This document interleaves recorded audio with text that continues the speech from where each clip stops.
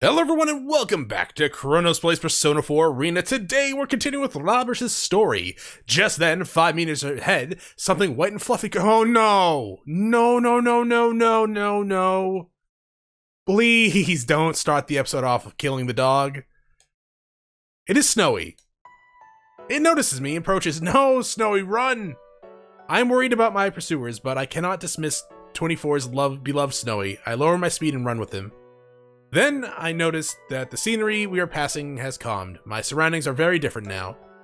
The blue sky that was previously obstructed by the trees is now clearly visible. The green grass is shining vibrantly in the light of the sun, and there is a deeper blue than the sky ahead. Many lines of white run across it. Is that the ocean? Snowy barks as if in answer. I feel like it is saying, "That's right." I could not previously comprehend Snowy. I did not have an interest in trying. But now, I can grasp what Snowy is saying as if I could speak its own language. I know that it feels happy to be able to run with me. I feel as if 24 is inside me. Though we were forced apart, she certainly left me many things.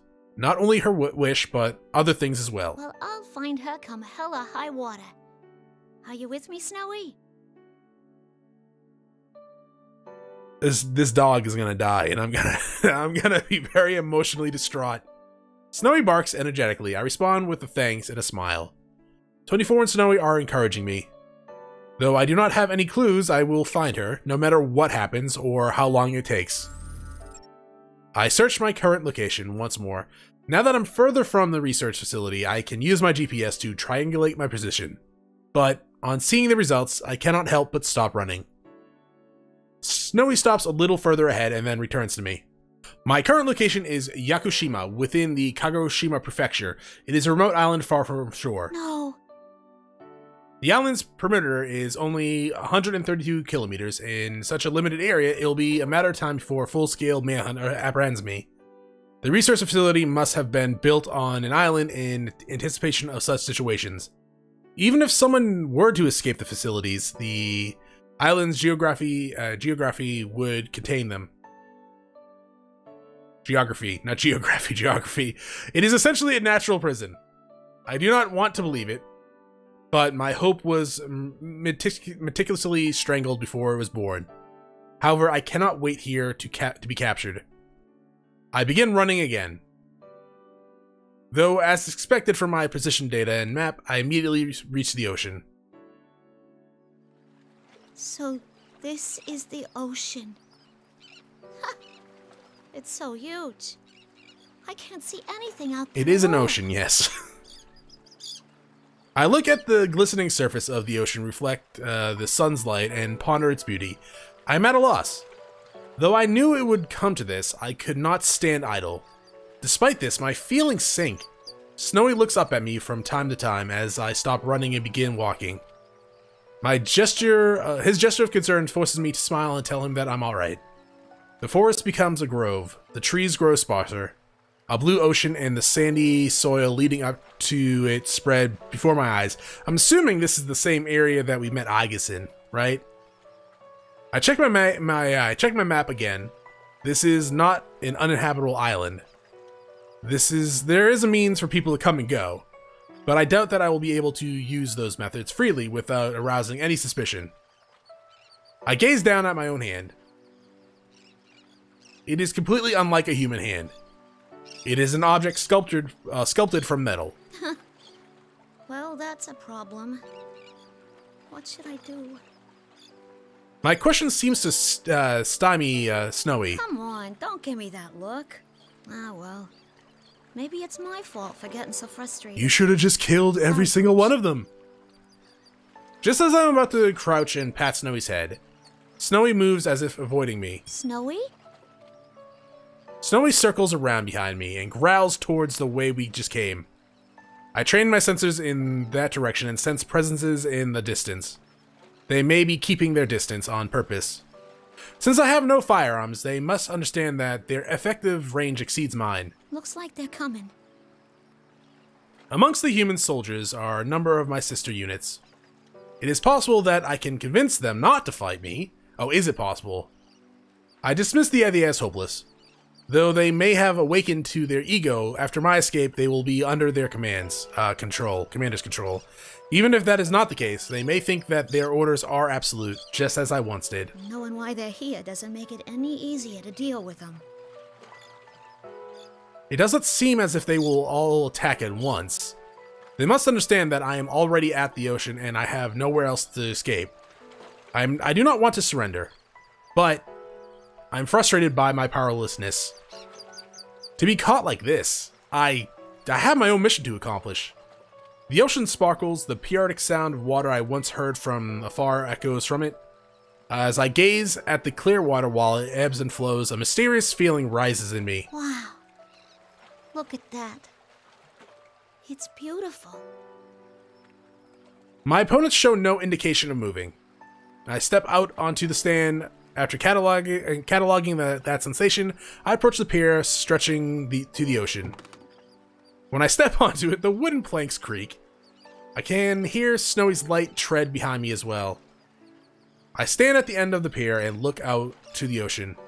I wonder if she's beyond this ocean that seems to stretch forever. The girl 24 wanted to meet. The girl that I wished to meet as well. This mother figure who loved us and wished for our happiness. While my thoughts turn to the girl whose face I do not know, I decide to preserve the ocean's beauty in my memory. After all, it may be the last time I will be able to see the ocean as myself. The odds are high that when I am restrained and returned to the facility, my memory will be wiped. I am scared. I'm frustrated. I do not want to be erased, but I do not think all my hopes are lost yet. This may be the end of me, but just as I inherited the memories of 24 and other units, my memories will surely endure into the next generation. So I'll keep these feelings along with this beautiful ocean scene deep within the origin of my heart. There, it cannot be erased or tampered with. The blue sky and ocean, the shining sun and glittering water, and the gentle breeze and calm. Snowy, get the hell out of here before they start opening fire, please. Because I can already see that being a thing. The scenery from this pier is so stunning that it is unimaginable from inside the research facility. I'm glad that the last place I see is so beautiful. With the ocean before me, I speak to any future sisters that I may have yet to meet. It might be called a type of prayer. To all the ones I'll never meet, but will receive my memories. My emotions race ahead of my thoughts. I can't find the right words to say. There's so much I want to say to you that I don't know where to start. I close my eyes and begin again and calm my heart. To my descendants whom I will probably never meet. If you ever find someone precious to you, as I did with 24, and wish to meet them, may you meet them here. May you go beyond this pier to places I could not. I just pray from the bottom of my heart that everyone can find happiness. As long as that happens, I don't mind if I... Even though my wish may not come true, I'm still satisfied if I can entrust it to someone I believe in. 24 said something along those lines. Could this be it? Snowy rubs against my legs. Is he warning me to be cautious of my pursuers, who have arrived and are coming closer, or does he only want me to pet him? I inspect him closely and realize that it is the latter. He must be worried. I crouch down and scratch Snowy's head. Hey, Snowy. You think this is what it means to feel alive? Snowy looks at me while wagging its tail. I pick up Snowy and gently hug him. Snowy shows no sign of resistance and allows me to do so. My pursuers are closing in now, but I will not run anymore. It is true that I am still frustrated, this dog better live, but it is strange, I am also satisfied. Snowy licks my cheek. Thanks. I'll be okay now. Things are about to get hairy, so you should hurry and get out of here. Try to find a good home, Snowy. I let Snowy go, but it does not leave me. Oh, come on. If you don't go, it'll make things hard on me. Okay? Snowy looks at my face for a while. Eventually, it drops its head and walks off. Snowy looks back several times. Eventually, he disappears into the tall grass. My relief is cut short by 5 armed humans pointing their guns at me. I have no intention of resisting. Oh, you should take as many as you can. I smile at them. Though it was only for a short while, I lived. I felt the happiness of passing down my wish. It is only for a short period of time, but I may have granted the wish of the girl who is our mother. I allow myself to be restrained without resistance. They take me back to the laboratory. I was so absorbed in my escape attempt that I did not notice the severe damage I inflicted upon the facility. Probably should have inflicted some of that onto like at least the 3 individuals that did all this stuff or helped with it. It seems that the delicate machinery used to tamper with my memories is in no condition to be used. Damn it! Look at this mess! Going after humans? Oh, I bet the girl they used as a template for this model was a snotty brat. See? Should have been the first one to kill. Even if we delete its memories, it'll be too dangerous to keep using this unit. There are so many things about it I want to research, though. It's not worth the risks. The 5th generation anti-shadow suppression weapon will be sealed indefinitely once it's fully restrained again. The voice is the last thing I hear before my conscience is cut off.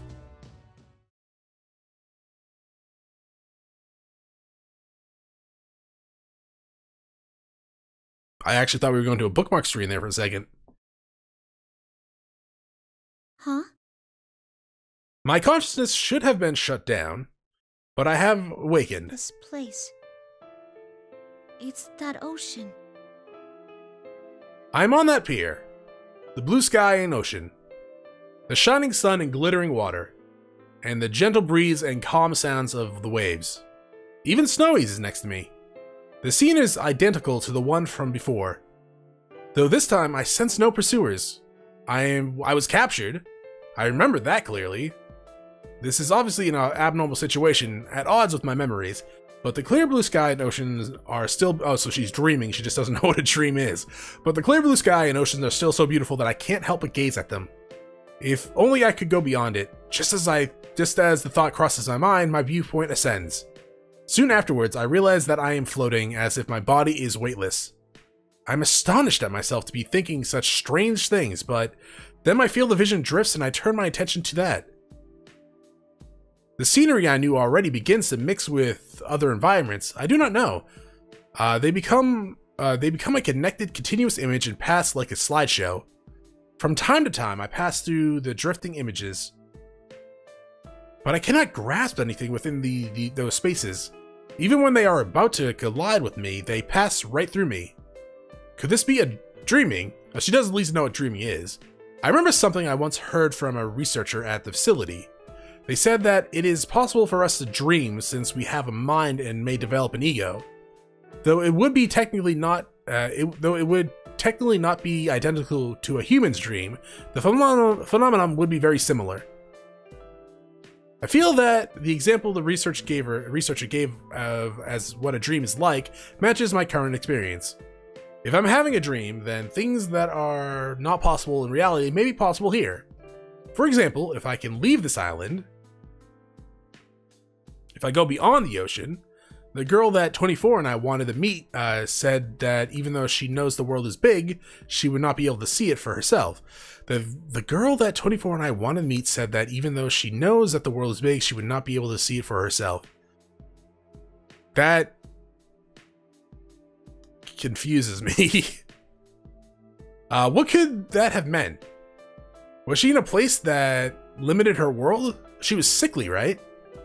From what we understood, she was like, she volunteered because she was like, sick. As I was unable to leave the island? Hospital, yes. Just when it seems that the images flowing around me have stopped, I find myself in an unknown room. There is a bed here. Next to it is a flat screen monitor. There are also white shelves surrounding the bed. To one side of this is a stand for intravenous drip. There is a machine connected to it by cords, though it is small. It appears to function as a life signs monitor. This is similar to the research facility. Could it be a hospital? The voices that sound from somewhere belong to a man and a woman. I have not heard these voices before. She said during this morning's checkup that she wanted to go to school.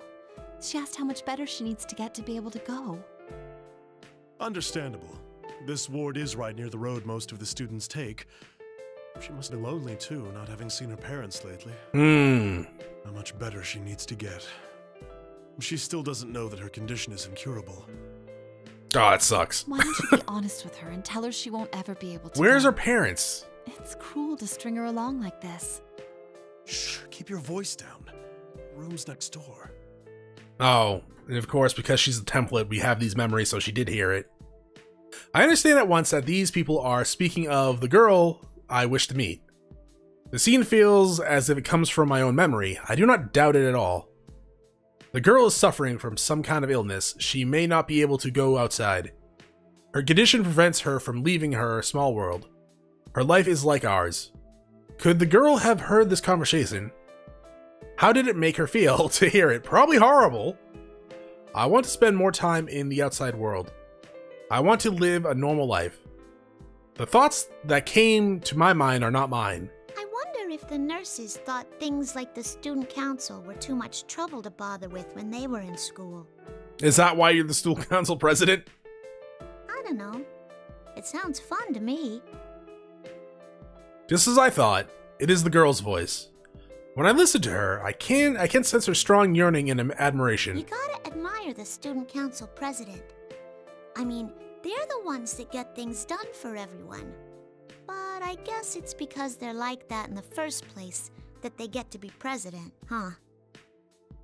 The girl had a strong desire to attend school and live a normal school life with friends. As I review these voices and feelings, an interest in the schools she longs for grows within me. High school. I wonder what that's like. Full of battles. Would it be fun? Depends. I wish to see for myself what she desires. I had no problem with high school, though a lot of people I know had some problems with high school. And it definitely is one of those things that is going to vary for person to person.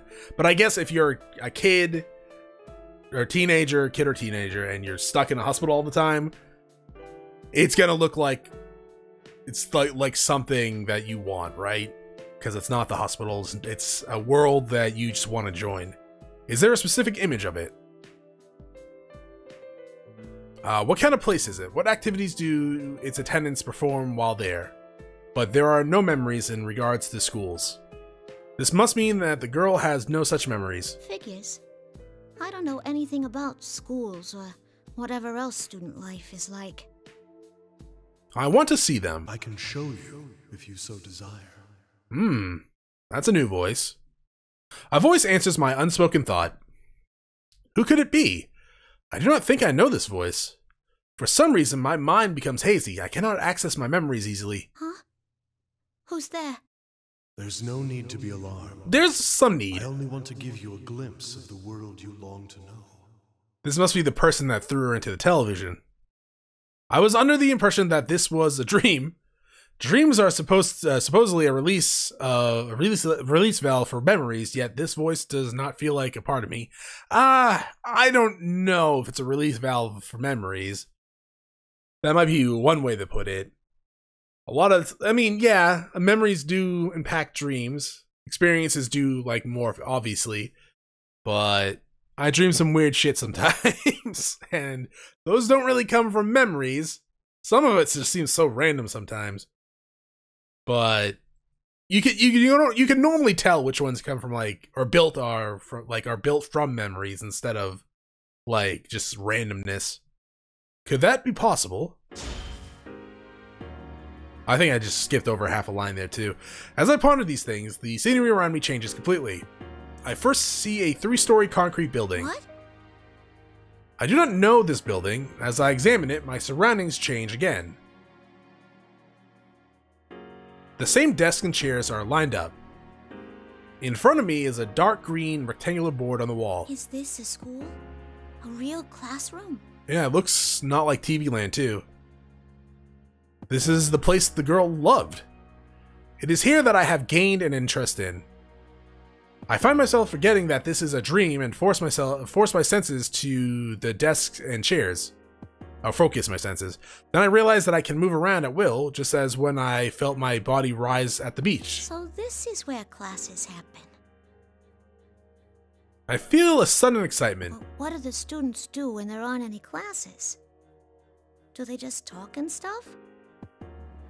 That mysterious voice doesn't answer. Instead, I am surrounded by other sounds. Many voices are talking at once. It reminds me of the sound of waves near the ocean. But the sound is lively and enjoyable. The voices belong to boys and girls surrounding a desk. They are laughing and talking. They wear common clothing, though there are some differences. These may be uniforms. It is interesting to see that each person's uniform is distinct in some way. Oh, Yosuke. That one is the only one with something around his neck. A girl with short hair and a green jacket raises her right hand. So whoever threw her into the TV definitely knew of us from last summer. Next to her is a girl with long black hair wearing a red jacket. She smiles and has an uncontrollable laughter. Then there is a well-built young man with strange spiky hair. In contrast to him, I see a small, delicate, intellectual-looking young man. Last surrounded by them is a young man with a calm demeanor, sitting at a desk, also a max charm test stat. The front of his uniform is open. His white shirt is showing.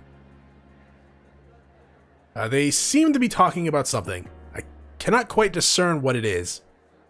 The scene proceeds to show various points in a normal school day.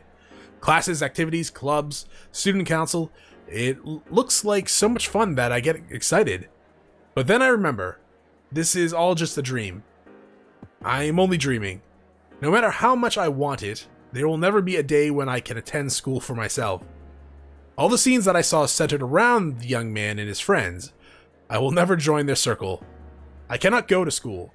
I am not even human. Well, we know that you don't have to be human to go to school. Your future descendant does. I consider this self-evident truth once again. Though I look human, I am a machine made by humans. It does not matter how close my heart is to that of a human or how much my ego develops, I cannot become a real human. This mechanical body can never be truly human. Just as our mother could not overcome the obstacle of her illness, no matter how much she wished for it, I cannot overcome the obstacle of being a machine. It is futile for someone who cannot become human to yearn for a normal life, a human life. There is a strange sensation somewhere in my chest that feels like pain. Still, although I am a machine created as a weapon, that girl loved me. What if there are people like her who could understand me? Would I then be able to find a place to belong amongst the humans? But You'll never find a place where you belong. Lovely. Humans created you as a tool. They would never think of you as anything more. Everyone, to a man, lives by averting their eyes from something inside them. Everyone to a man lives by averting their eyes. Okay. They all wish to live inside a never-ending dream. For who has the right to say they shouldn't? I don't know. Bodily functions? For just a moment, I sense an incongruity in the kind voice. The strange pain within my body softens a little. There are even humans who do not understand others' feelings. Still others do understand, and trample upon them regardless. Yeah, dickheads. Compared to them, you are much more human. I remember the researchers. They were assholes. They certainly did not understand me, 24, or my sisters. We were treated only as objects. Even after they tried to give us a heart. Why not then seek to be human? Me? Be a human? The voice whines gently inside my mind. I feel my body is growing uneasily light, as if the world is spinning around me. People sort through their memories in dreams. Each night they let go of painful memories and continue their lives with the morning sun. I wish! That's all you need do. Forget anything contrary to your desires. If I forget... Do not fear the act of letting go. Okay, so this is why she doesn't remember who she is. The ones you admire wished only for you. I wasn't sure if that was something she did to herself, like just locked away all the painful memories. My mind seizes upon something. That precious wish. The desire given to me to meet our mother someday and tell her, thank you. I must not forget that. But as long as this wish is precious to me, as long as I cannot erase it from my heart, the fact that I am not human will remain. And I too. All I wish from the depths of my heart is for you to find joy. Highly unlikely. Happiness. I think back. I wish from the depths of my heart for you to be happy. I remember the girl who wished for our happiness. I want to grant that wish. I want to tell her thank you, but that will be difficult for me now. In which case, should I not at least seize this opportunity and be happy here? For her sake? Forget. And be happy.